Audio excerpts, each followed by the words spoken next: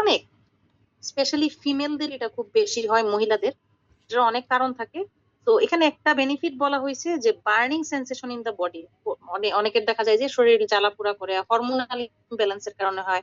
মেয়েদের অনেক সময় মাসিকের আগে, পিরিয়ডের আগে, অথবা পিরিয়ড সমাকালীন সময়ে অনেক সময় সারা গা জ্বালাপোড়া করে, যেটাকে হট ফ্লাশ বলা হয়। হ্যাঁ, গা গরম হয়ে যায় কিন্তু আসলে টেম্পারেচার থাকে না। এটাও এক ধরনের বার্নিং সেন্সেশন অথবা গরম একটা ফিল হওয়া, যে হিট হিট প্রডিউস হচ্ছে মনে হচ্ছে, ঠিক আছে।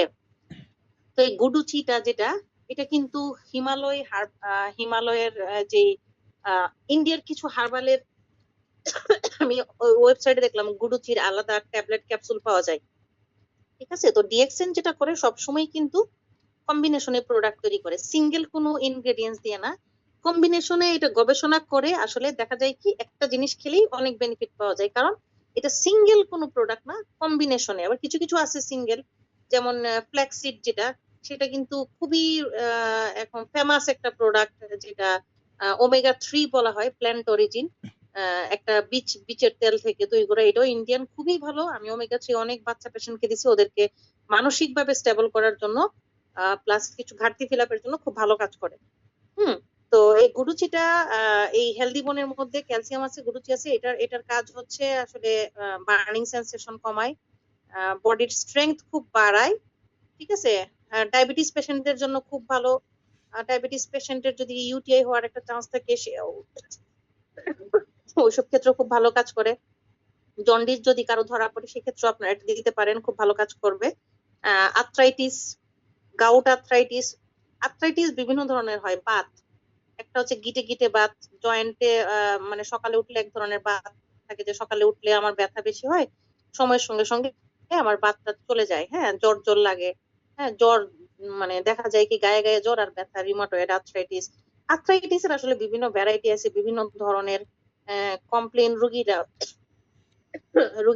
করে, এক এক ধরনের রুগীর এক এক ধরনের ইয়ে থাকে।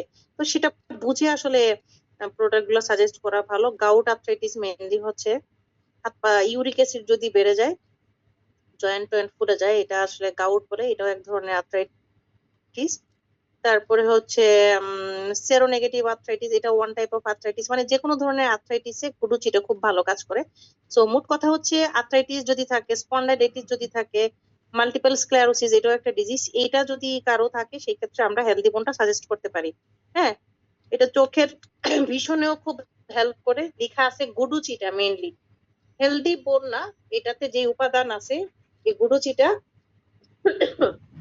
আপনার গুড ভিশনের একটা হেল্প করে, সেটা একটা সাইন্টিফিক্যালি, এটা একটা এভিডেন্স আছে, আমি এটা খুঁজেও পেয়েছি।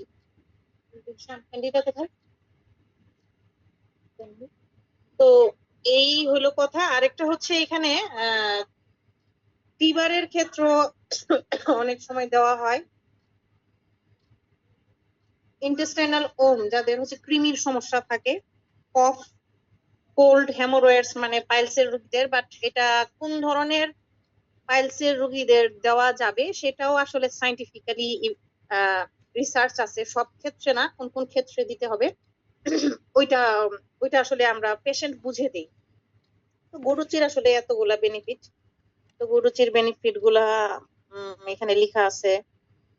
স্কিনের জন্য ভালো, স্পট কমাবে, তারপর হচ্ছে আপনার fine lines, pimples, glowing skin যদি রেগুলার কেউ খায়, স্পেশালি গুডুচিটা বলা হয়েছে। সো দেখেন, একটা জিনিসের কতগুলো সাইড থেকে বেনিফিট আপনাকে দিচ্ছে, একটা একটা মানে একটা এই ক্যাপসুলের জাস্ট একটা উপাদানেরই কতগুলো বেনিফিট, ঠিক আছে।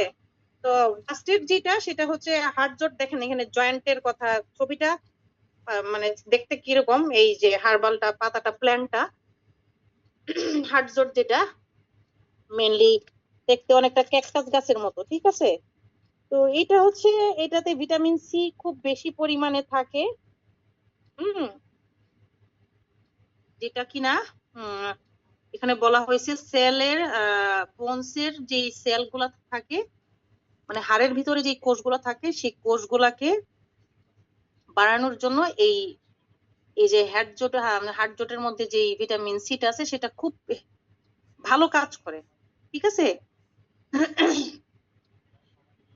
এটার কি কি বেনিফিট? এটা বোনস শক্ত করবে, জয়েন্টের জন্য ভালো, ক্যালসিয়াম থাকে প্রচুর পরিমাণে, ম্যাগনেসিয়াম থাকে, অ্যান্টিঅক্সিডেন্ট থাকে, বোনস এর মধ্যে মিনারেল ফরমেশন এবং মিনারেল অ্যাড হওয়ার যে প্রসেসটা, মিনারেলাইজেশনের ক্ষেত্রে খুব ভালো কাজ করে। ঠিক আছে, তারপরে হচ্ছে বোনস এর মিনারেল যত বাড়বে তত কিন্তু বোনস শক্ত হবে, আর শক্ত হবে। তো এটা হচ্ছে স্টিমুলেট করে বোনস এর সরি মিনারেলস গুলা বাড়ার জন্য। তো সেই ক্ষেত্রে তো আবার এটা হচ্ছে মিনারেলস গুলা যখন বাড়ে, ডেন্সিটি ঘনত্বটা যখন বাড়ে, তখন জয়েন্টের ব্যথা, অনেকের থাকে না যে উপরে উঠতে বসতে একটা সাউন্ড হয়, আমাকে রুগীগুলা যেটা বলে ম্যাডাম কট করে একটা সাউন্ড হয়। তো ওখানে কার্টিলেজের প্রবলেম, কোলাজেনের প্রবলেম হতে পারে, বোনসের ডেন্সিটি ঘনত্ব কমে যেতে পারে, যে বয়সের সঙ্গে সঙ্গে হাড় দুর্বল হয়ে যায় না বলে। তো এটা এক্সরেতে দেখেই কিন্তু ডাক্তাররা বুঝে। তো এই এই এই যে যে ডেন্সিটি কমে যাওয়া, মিনারেলস কমে যাওয়া, বোনসটা দুর্বল হয়ে যাওয়া, এই হাড় জোটটা খুব ভালো কাজ করে। হেলদি বোনটা ওভারঅল হচ্ছে সবার জন্য সেফ, সবাই দিতে পারবে। ডেন্টাল ইনফেকশনেও কাজ করে। কিভাবে কাজ করে এর সাইন্টিফিক এভিডেন্স আছে, এটা আমি বলতে চাচ্ছি না, কারণ এটা একটা বিশাল সাইন্টিফিক রিসার্চটা বলতে গেলে আসলে অনেক বড় পেপার। ঠিক আছে, তারপরে হচ্ছে যাদের কোলেস্টেরল খুব হাই থাকে এদের ক্ষেত্রে খুব ভালো কাজ করে। এখন কথা হচ্ছে কোলেস্টেরল হাই হইলেই আপনি এটা দিবেন না। যাদের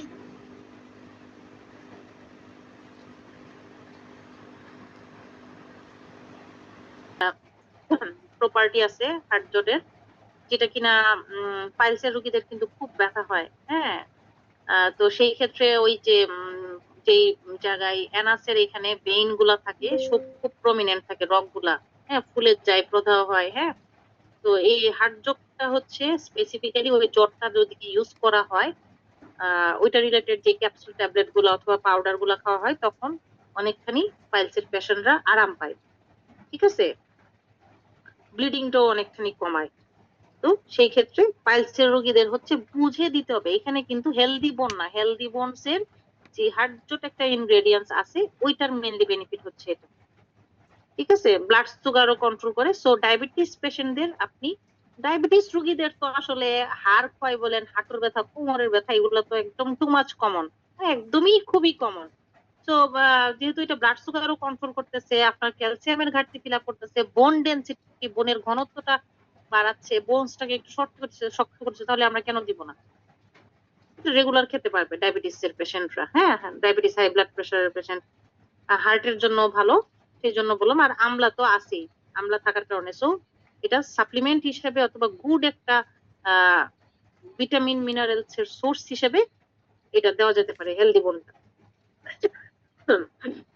আমলার তো আসলে আমরা অনেক বেনিফিট জানি। আমলকি চুলের জন্য ভালো, হজমের জন্য ভালো, ডায়াবেটিসের জন্য ভালো, স্কিনের জন্য ভালো, কোলেস্টেরলের জন্য ভালো, ক্যান্সারকে প্রিভেন্ট করে, নট ক্যান্সার কিউর করে, কিউর করে না, প্রিভেন্ট করে, মানে আসতে দিবে না, রাইট?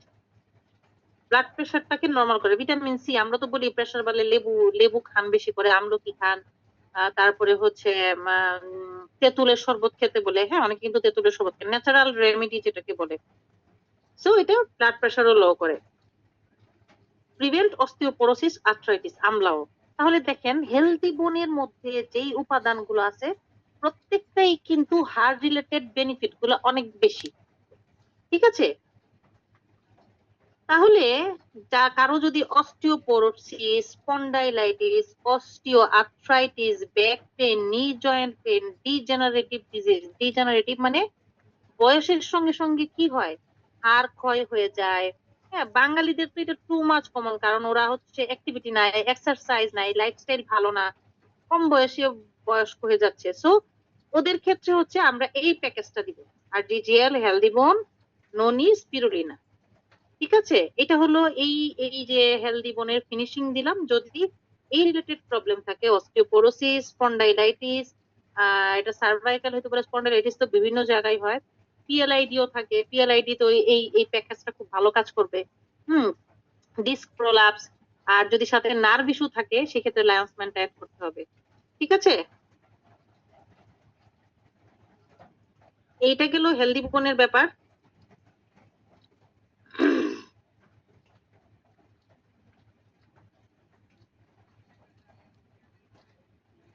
এখন আসেন আসলে অ্যাজমা কমন সমস্যা। এখন তো আসলে দেখা যায় কি, একটা বাচ্চা যখন 4 বছরও হচ্ছে তারও শ্বাসকষ্ট ডেভেলপ হচ্ছে, মোনাস দিচ্ছে। খান, মোনাস চলবে, লাইফ টাইম চালায়, অথবা 10, 12 বছর, 15 বছর পর্যন্ত চলে। মোনাস 4 খাচ্ছে, মোনাস সিরাপ খাচ্ছে, অথবা মোনাস 5 খাচ্ছে, মোনাস 10 খাচ্ছে, রাইট? এই যে মোনাস, এটার কাজটা কি, অ্যালার্জি কিভাবে হয়, এটা তো একটা মেকানিজম আছে, তাই না? তো এটার মেকানিজমটা আমি পরে দেখাবো একটা ভিডিওতে। মেনলি হচ্ছে অ্যালার্জির জন্য যে সেল গুলা দেয়, আমরা মোনাসটা যেটা খাই সেটা হচ্ছে মাস্ট সেল। মাস্ট সেল একটা কোষ, যেটার নাম হচ্ছে মাস্ট সেল। এটাকে স্টেবিলাইজ করে, এটাকে হচ্ছে বাড়তে দেয় না। কারণ এই যে অ্যালার্জিক রেসপন্সটা, খুব হাঁচি কাশি সর্দি শ্বাসকষ্ট হচ্ছে, সেটা কিন্তু একটা immune response, over acting immune response. Immune response বেশি হয়, তো এটা যেন একটু কন্ট্রোলে থাকে, সাপ্রেস দমায় রাখে, তখন এই ড্রাগ গুলা দেওয়া হয়, মোনাস অথবা ফেনাডিন, হিস্টামিন, অ্যালাট্রোল। হ্যাঁ, তো এটা বুঝতে হবে যে আসলে কি, মানে বডিতে কি হচ্ছে, কি ড্রাগের কাজ কি। ড্রাগ হচ্ছে সাপ্রেস করে অথবা কিছু কিছু জায়গায় কিওর করে, সুস্থ করে সাময়িক সময়ের জন্য। বাট আপনি যদি এটার সোর্সটাকে না সরান, ইরিটেন্ট গুলা যে আপনার কেন হচ্ছে, আমার কেন, আমি তো জন্মগতভাবে অসুস্থ হয়ে জন্মগ্রহণ করি নাই, আমার কেন এটা ডেভেলপ করছে, ওই জিনিসগুলো যদি ফাইন্ড আউট না করেন, তাহলে সবসময় ড্রাগ নিতে হবে। সাপ্লিমেন্ট নিলেও আপনি কিওর হবেন না, আপনার সোর্স বের করতে হবে। সান এক্সপোজার নাই, ভিটামিন ডির কারণেও হচ্ছে, এক্সারসাইজ নাই, লাইফস্টাইলের ফুড হ্যাবিট গুলা, এখন অনেক ধরনের খাবার আসলে এত টক্সিক মানে ফুড আসছে, সেটা থেকেও কিন্তু বিভিন্ন ডিজিজের মানুষের মধ্যে অ্যারাইজ করতেছে। ঠিক আছে, এনভায়রনমেন্টাল পলিউশন, এখন এটা কমন বাংলাদেশে। আমার একটা স্টুডেন্ট ছিল, সে হচ্ছে বাংলাদেশে থাকতে হাঁচি কাশি সর্দি নাক দিয়ে পানি সবসময় থাকতো, যেই বিদেশ চলে গেছে 2 মাসের মাথায় ওকে, 2 মাসের মাথায় ওকে কোনো ওষুধও খাওয়া লাগে না। এই যে এনভায়রনমেন্ট পলিউশন, বাংলাদেশে তো আসলে বাঁচার কোনো উপায় নাই। স্মোকিং, যার ফ্যামিলিতে স্মোকিং আছে ওই ফ্যামিলি, ওই পুরুষ হচ্ছে শত্রু, সবচেয়ে বড় শত্রু, তার ফ্যামিলির জন্য শত্রু। সে ফ্যামিলির মেম্বার না, সে ফ্যামিলির শত্রু। আমি বলি, আমার রোগীকে অনেক বকা দেয় যে আপনি হচ্ছে ফ্যামিলির শত্রু, ফ্যামিলিকে মারার জন্য স্মোক করতেছেন। ঠিক আছে, ভাইরাস ব্যাকটেরিয়া, হ্যাঁ, কোভিড এর পরে অনেকের শ্বাসকষ্ট ডেভেলপ করছে, হচ্ছে না? কোভিড এর পরে যে আমার আগে ছিল না, আমার শ্বাসকষ্ট হয়ে গেছে। ব্যাকটেরিয়া, ব্যাকটেরিয়া বিভিন্ন মাধ্যমে হতে পারে। বাইরে গেলেন, একটা সিঁড়িতে হাত ধরলো, বাচ্চারা খেলার জায়গায় গেল, এই ডাস্টটা দিয়ে হাতে মুখে লাগালো, এই যে ব্যাকটেরিয়া গেল, জীবাণু গেল, এটা কিন্তু আরেকটা সোর্স। সেই জন্য ক্লিনিংটা ভেরি ভেরি ইম্পর্টেন্ট। বাহির থেকে এসে হাত ঠিকভাবে হ্যান্ড ওয়াশিং করা, যে কোনো জায়গায় ধরার আগে। টাকা পয়সা থেকেও কিন্তু জার্ম ছড়ায়, এটা অনেকে জানেও না, মেনটেনও করে না। আপনি কিন্তু এই যে সোর্স গুলাকে আপনার রিমুভ করতে হবে। সোর্স রিমুভ না না করলে আপনি মুশকিল। আর যদি ইমিউনিটি ভালো থাকে, ঠিক আছে, ইটস ওকে। তো ইমিউনিটি ভালো থাকার জন্য তো আমাদের পথ বাংলাদেশ সব জায়গা থেকে বন্ধ, সত্যি কথা।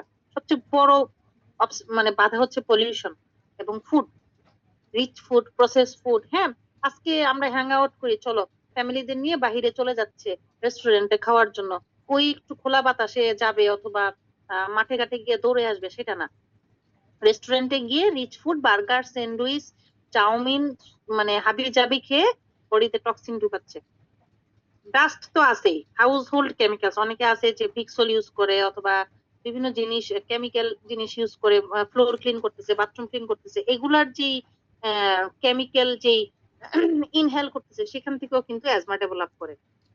পেটস, পশু পাখি, কিছু পশু পাখির পোলেন ডাস্ট থাকে, অনেকের কবুতর থেকে অ্যালার্জি হয়, মুরগির মানে আহ, কিছু কিছু অ্যানিমেলস এর পাখা থেকেও, কিছু কিছু পেটস থেকে হয়, বেড়ালে অনেকের।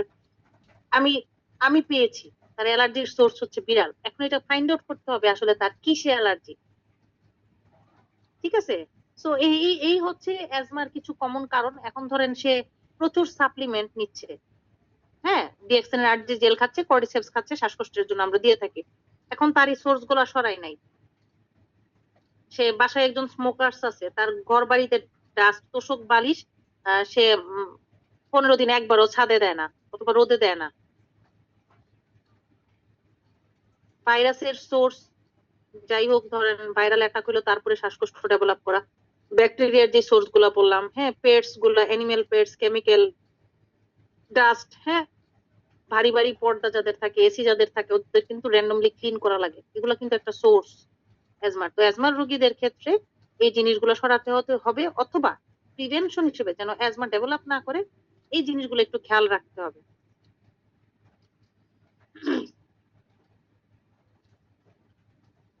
হ্যাঁ, এই তো অ্যাজমার কজ তো যেটা বললাম স্ট্রেস থেকেও হয়।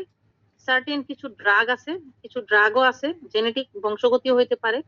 মজার ব্যাপার হচ্ছে বংশগতি হলেও আমাদের আরজি জেল যারা খাবে, আরজি জেল বংশগতির যে জেনেটিক স্ট্রাকচার সেটা কিছুটা মডিফাই করতে পারে। সেই জন্য অ্যাজমার রোগীদের যদি আমরা জেনেটিক অরিজিন শুনি, তাকে বলি যে আপনার জেনেটিক হলে আপনি প্রতিদিন, আমি বলি যে 15 থেকে 20 মিনিট রোদে থাকা, একটু এক্সারসাইজ করার সাথে আরজি জেল আর কর্ডিসেপস, ঠিক আছে? আর যে ইনহেলার যেগুলা নেওয়ার সেটা নিবে একটা সময় পরে, যখন নিয়ম মতো চলবে, এগুলা ইউজ করবে, প্রোডাক্ট গুলা খাবে, ইনশাল্লাহ তার শ্বাসকষ্ট একদমই ভ্যানিশ হয়ে যাবে, থাকবেই না। হয়তো বা 6 মাসে একবার একটা অ্যাটাক হইতে পারে, 6 মাসের পরে ফ্রিকোয়েন্সিটা বছরে একবার হবে, তারপরে হবে সিজনাল একটা, সিজনালটা যদি তার বছরে 4 থেকে 6 বার হয়, সেটা কমে 3 থেকে 4 বার চলে আসবে। হ্যাঁ, তার হয়তো বা স্টেরয়েড ড্রাগ, বিভিন্ন ওষুধ নেওয়া লাগতেছে, সেটা নর্মাল অ্যান্টিহিস্টামিনে কন্ট্রোল হয়ে যাচ্ছে। আমাদের ঠান্ডার জন্য আমাদের ম্যাজিক্যাল প্রোডাক্ট হচ্ছে সিজনাল, মানে ঋতু চেঞ্জের সঙ্গে সঙ্গে যে ঠান্ডাগুলো হয়, সেটার ক্ষেত্রে ম্যাজিক্যাল প্রোডাক্ট হচ্ছে রোজেলা। মাসালা টি, কাশি, ড্রাই কফ, মাসালা টি খান, রোজেলা খান, ব্ল্যাক কফি খান, সর্বোচ্চ কর্ডিসেপস পাউডার, যথেষ্ট, আর কিচ্ছু লাগবে না, আর কিচ্ছু লাগবে না। ঠিক আছে? কি হয়, এই যে বুকে চাপ চাপ লাগা, কফ হওয়া, শ্বাস নিতে গিয়ে মনে হবে শ্বাস নিতে পারতেছি না, হার্ট রেট বেড়ে যাওয়া, হ্যাঁ, শ্বাস নিতে গিয়ে মনে হচ্ছে কেমন জানি বুকে অনেক চাপ লাগতেছে, দমটা বের হয়ে যাচ্ছে, এই ধরনের কথাগুলো বলে। স্কিনটা একটু পেল কালার হয়ে যাবে, হ্যাঁ, তো চেস্ট বুকে খুব টাইট টাইট ফিল হবে, এই ধরনের কমপ্লেন গুলো করে। এগুলো করলে আসলে একটু মেডিকেল ট্রিটমেন্ট লাগে, অথবা ইনহেলার ডাক্তারের পরামর্শ অনুযায়ী। ওই সময় যে আপনাকে এই যে কন্ডিশন গুলাতে যে একদম সাপ্লিমেন্ট আপনাকে খুব সাপোর্ট দিবে তা না।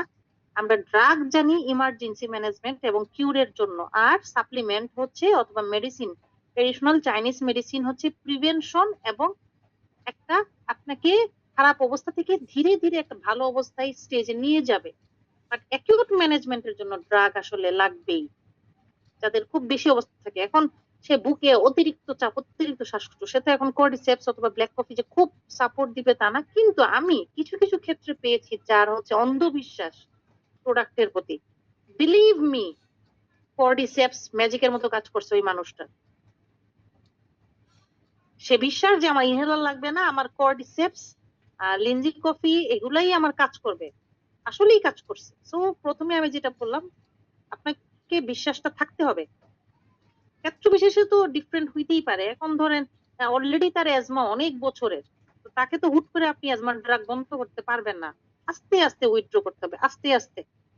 ঠিক আছে?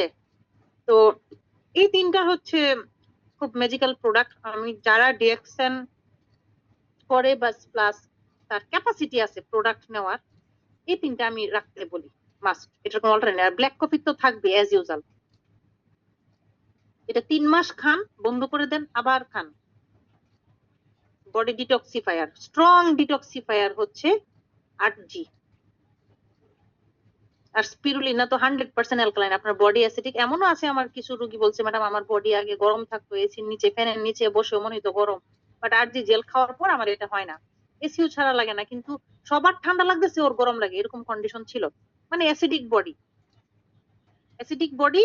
এই যে এই তিনটা দিলাম দিলাম তার বিভিন্ন রোগের জন্য, তার হচ্ছে বডির টেম্পারেচারও আলহামদুলিল্লাহ কমে আসছে, হরমোনাল ইমব্যালেন্সের কারণে, বিভিন্ন কারণে হতে পারে। তো অ্যাজমা রোগীদের এগুলোর পাশাপাশি আমরা কর্ডিসেপসটা দিই। আর খুব সিভিয়ার অ্যাজমা হলে তার যে রেগুলার ড্রাগ, স্পেশালি ইনহেলারটা আসলে পারতে উইথড্র করতে হয় না। ইনহেলার খুব খারাপ ড্রাগ না, সত্যি কথা, আমি যতটুকু জানি, আমার নলেজে আমি যতটুকু জানি। বাট মুখে যে ক্যাপসুল গুলা টানা খাওয়া, ডক্সো বা কাশির ওষুধ টানা খাওয়া, মোনাস টানা খাওয়া, আসলে এটা ভালো না। ঠিক আছে? কখনোই ভালো না। রোদে সান এক্সপোজার খুব ইম্পর্টেন্ট থাকা, মিনিমাম মিনিমাম আমি বলি 15 থেকে 20 মিনিট। এটা যে আপনার বডিতে কি তৈরি করবে আপনি ইমাজিন করতে পারবেন না। যাদের সুযোগ আছে সান এক্সপোজারে মাস্ট সপ্তাহে 5 দিন হলেও 15 থেকে 20 মিনিট সকাল 10:30 থেকে 11টা অথবা 11টা থেকে 11:30টার যে রোদটা সেটাতে থাকার চেষ্টা করবেন। তো যাদের অ্যাজমা খুব বেশি থাকে, স্পাইসি টি মানে বাংলাদেশে যেটা আছে মাসালা টি খুব ভালো কাজ করে, জানেন কিভাবে আমি বলি। স্পাইসি টিটার মধ্যে কিছু কিছু ইনগ্রেডিয়েন্টস আছে যেটা আমরা ঘরোয়া ভাবে কাশির জন্য দিই, এলাচি, দারচিনি, লবঙ্গ, তেজপাতা, গোলমরিচ দিয়ে পানিটা, আদা, জিঞ্জার দিয়ে একদমই বয়েল করে যখন কালারটা একটু রেড হবে পানির, সেখানে আপনি একটু লিঞ্জি কফি দেন, দেখেন না কাশ কিভাবে কন্ট্রোলে চলে আসে। এটা আমার থেরাপি, এবং আমার বাচ্চাকে আমি কাশির জন্য কোনো ওষুধ খাওয়াই না, এটা খাওয়াই, সাথে কর্ডিসেপস পাউডার একটু দিয়ে দিই। তো স্পাইসি টি মালয়েশিয়াতেও আছে, বাংলাদেশেও আছে। বাংলাদেশে যেটা মাসালা টি নামে পাওয়া যায়, এটার সঙ্গে একটু ব্ল্যাক কফি অ্যাড করে খাবেন। ইমার্জেন্সি। আর কর্ডিসেপস তো অল ইন ওয়ান। কর্ডিসেপস এর তো আসলে এখন সবচেয়ে মানে মানে মজা মানে আমাদের প্রাউড ফিল করার বিষয় হচ্ছে আমাদের বাংলাদেশি পাওয়া যাচ্ছে, এবং বাংলাদেশি কর্ডিসেপস পাউডার, লান্সম্যান পাউডার খুবই ভালো, খুবই ভালো। আমাদের অনেক রিভিউ আছে, সত্যি কথা। আমি আমার কনজিউমারদের কিন্তু এখন বাংলাদেশি প্রোডাক্টের মধ্যে এগুলো খুব স্ট্রংলি রিকমেন্ড করি, এবং নিচ্ছেও। কর্ডিসেপস পাউডার বাংলাদেশের, আর বাংলাদেশের লান্সম্যান। এখন ধরেন পোস্ট কোভিড অ্যাজমা, কোভিড এর পরে অ্যাজমা হইলো, সেই ক্ষেত্রে আমি আমার একদমই কাছের একজন রিলেটিভের ভালো হয়েছে পোস্ট কোভিড অ্যাজমা, মানে আগে ছিল না, ডেভেলপ করছে আপনার। তাইলে কি হইলো, এটা হইলো একটা ভাইরাল রিলেটেড, এটার অরিজিনটা কি, ভাইরাসের কারণে, রাইট? তো এইখানে আমি যেটা দেই ওনাকে, জিমিন্ট ক্যান্ডি, যেহেতু সারাক্ষণ খুচখুচ খুসখুস একটা কাশি, জিমিন্ট ক্যান্ডি আর ডি জেল, কর্ডিসেপস পাউডার, রোজেলা। উনি জাস্ট একটা প্যাকেজ 1.5 মাস থেকে 2 মাস খাওয়ার পর সম্পূর্ণ সুস্থ। এটা সবার ক্ষেত্রে না, সেজন্যই বললাম আপনার বুঝতে হবে। কারো অনেকের সময় লাগে, ধরেন ওনারটা হচ্ছে বেশি দিন হয় নাই কোভিড এর পরে, কোভিড এর পরে উনি বেশি দিন সাফার করে নাই। একটা হইলো কোভিড হয়েছে 19 থেকে 20 সালে, সে অলরেডি বিভিন্ন রোগে আক্রান্ত, তার এগুলো আরো গাঢ় হয়ে গেছে। এই মানুষগুলোর ক্ষেত্রে আসলে প্রোডাক্ট গুলা একটু লং টাইম খেতে হবে, এত তাড়াতাড়ি যে খুব রিকভারি পিরিয়ডে যাবে তা না, বাট যাবে অবশ্যই। সেটা আপনাকে কাউন্সেলিং করে দিতে হবে ইনশাল্লাহ, তখন দেখবেন যে সেলটা ভালো হবে। কর্ডিসেপস নিয়ে আসলে অনেক অনেক আসলে গবেষণা আছে, হিউজ হিউজ হিউজ গবেষণা। শুধু শ্বাসকষ্টের জন্য না, এটা কিডনির জন্য ভালো। যাদের রিপ্রোডাক্টিভ প্রবলেম থাকে, ধরেন বাচ্চা হচ্ছে না, এই ধরনের প্রবলেম থাকে, এটার জন্য ভালো। দেন হচ্ছে স্ট্রেস হরমোন একটা থাকে আমাদের কর্টিসল বলি, সেটাকে ব্যালেন্স করার জন্য কর্ডিসেপস খুব ভালো কাজ করে। এই স্ট্রেস হরমোন যাদের খুব বেশি রিলিজ হয়, এই ধরনের স্ট্রেস, কিডনির জন্য খুবই ভালো। কিডনি যাদের, কিডনি ফাংশন মেইনলি যাদের কিডনিতে পাথর থাকে, বাট এটা আবার ব্লাইন্ডলি বলে দিবেন না যে পাথর হয়েছে আপনি কর্ডিসেপস খান। বুঝতে হবে শুধু কর্ডিসেপসে কাজ হবে নাকি ড্রাগ লাগবে, ড্রাগের পাশাপাশি আসলে কিডনি স্টোনের ক্ষেত্রে আমরা মেইনলি বলে থাকি কর্ডিপাইন। হ্যাঁ, কর্ডিপাইন যে জুসটা, সেটা পাইনাপেলস এর অনেক রিসার্চ আছে যে মানে কিডনির ফাংশনিং এর উপরে অথবা স্টোনের উপরে কিভাবে কাজ করে। তো কর্ডিপাইনটা মেইনলি হচ্ছে আপনার কর্ডিসেপস মাশরুম আর পাইনাপেল মানে আনারসের ফার্মেন্টেটেড ফার্মেন্টেটেড পাইনাপেলস এর একটা জুস। এটা কিডনি পেশেন্টদের অথবা গাউটের পেশেন্টদের, গাউট আর্থ্রাইটিস এর পেশেন্টদের খুব ভালো কাজ করে। তো এই কর্ডিসেপসটা তাহলে কি একসাথে দেখেন কতগুলা বেনিফিট। অ্যান্টি এজিং প্রপার্টি আছে, হ্যাঁ। অ্যান্টি এজিং মানে এটা হচ্ছে একদমই রুট লেভেল থেকে কোলাজেন ফরমেশনের একটা সাইন্টিফিক্যালি আছে, কিভাবে ফরমেশন করে, সরাসরি না, একটা রুট লেভেল থেকে। তো যারা কর্ডিসেপস রেগুলার খাবে তাদের এজিং প্রসেসটাও ডিলে হবে, দেরিতে হবে, মানে স্কিনটা ইয়াঙ্গার লুকিং থাকবে। মানে ওকে দেখে আপনি বুঝবেন না, সাপোজ তার বয়স 50, আপনার মনে হবে তার বয়স 30। এটাই তো বলে অ্যান্টি এজিং ইফেক্ট। হ্যাঁ, এজিং প্রসেসটাকে ডিলে করা, অথবা এজিং প্রসেসের কারণে রিঙ্কেলস পড়া, ডার্ক সার্কেল পড়া, অথবা চেহারাটা ফেড হয়ে যাওয়া, বয়সের একটা ছাপ পড়া, সেই জিনিসগুলো থাকবে না। হুম। এবং এখানে একটা লেখা আছে 1993 সালে চাইনিজ অ্যাথলেটস চাইনিজ অ্যাথলেটস এর একটা একটা রিসার্চ আছে যেখানে আম, তোমার আচ্ছা, এটা হচ্ছে চাইনিজ অ্যাথলেটস মানে যারা কি করে অ্যাথলেটস দের ক্ষেত্রেও কোয়াড্রিসেপস মেইনলি হচ্ছে ওরা বিভিন্ন এক্সার মানে তাদের যেই অ্যাক্টিভিটিস এর আগে কোয়াড্রিসেপসটা আগেও খেত পরেও খেত, ঠিক আছে। এটা প্রচুর পরিমাণে এনার্জি দেয় এবং মাসেল বিল্ড আপের ক্ষেত্রে, মাংসপেশি বিল্ড আপের ক্ষেত্রে কোয়াড্রিসেপস খুব ভালো কাজ করে। তাহলে দেখেন একটা প্রোডাক্ট আপনাকে কতগুলা, এবং আরেকটা মজার ব্যাপার হচ্ছে এটা কিন্তু ইরেগুলার মাসিক মিনস্ট্রুয়েশন অথবা পিরিয়ড অথবা মাসিক বাংলাতে যদি বলি সেটাকে রেগুলার করে, হরমোনাল ইমব্যালেন্সটাকে ব্যালেন্স করে। তো হরমোনাল ইমব্যালেন্স মেয়েদের যাদের হরমোনাল ইমব্যালেন্স থাকে ওদেরকে হচ্ছে কর্ডিসেপস আর জিজিএল খুব ভালো কাজ করবে, বাট বুঝতে হবে কোন ক্ষেত্রে কোনটা কিভাবে দিতে হবে, ঠিক আছে। তাহলে দেখেন একটা প্রোডাক্টই একই সঙ্গে আপনাকে কতগুলা সাইড থেকে বেনিফিট দিচ্ছে। এটা আরেকটা আমাদের মারাত্মক একটা প্রোডাক্ট। আমি এটা আসলে যখন খাই আসলে অনেকগুলা বেনিফিট পাই। সেটা হচ্ছে আমাদের ব্ল্যাক কিউমিন প্লাস, যেটাকে কালিজিরা বলে। কালিজিরা আমাদের, আমরা যারা মুসলিম আছি আমরা জানি যে মৃত্যু ছাড়া সকল রোগের ওষুধ, আমাদের নবীজি বলেছেন, হুজুর পাক সাল্লাল্লাহু আলাইহি সাল্লাম, ঠিক আছে। সো এখানে ব্ল্যাক কিউমিন প্লাস কেন বলা হয়েছে? হুম, এখানে কালিজিরার পাশাপাশি কিন্তু আহ ক্লভ আছে, আরেকটা হচ্ছে গোলমরিচ। হুম, এটার এখন এটা কিসে কিসে hair loss, acne, sinusitis, asthma, epilepsy, high blood pressure, heart attack, diabetes, cancer এই ধরনের পেশেন্টদের ক্ষেত্রে প্রিভেনশন হিসেবে কাজ করবে। যারা রেগুলার খাবে খুব ভালো একটা রেজাল্ট পাবে। এখানে আসলে অ্যাক্টিভ ইনগ্রেডিয়েন্টস অনেকগুলো আছে। Vitamin B 1, B 2, B 3, folic acid, calcium, iron, copper, zinc, phosphorus, protein, হ্যাঁ, বিভিন্ন ধরনের অ্যামাইনো অ্যাসিড। অ্যামাইনো অ্যাসিড দিয়ে ভরা, অ্যামাইনো অ্যাসিড বডির জন্য খুবই কিন্তু ইম্পর্টেন্ট একটা নিউট্রিয়েন্ট।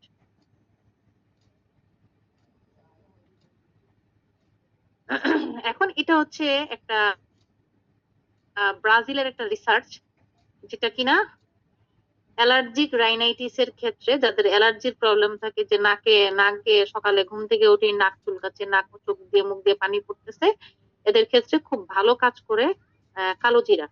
এটা একটা সাইন্টিফিক রিসার্চ, ঠিক আছে। ব্রাজিলের একটা জার্নাল থেকে আমি এটা পড়েছিলাম, সেই জন্য স্ক্রিনশটটা রাখলাম।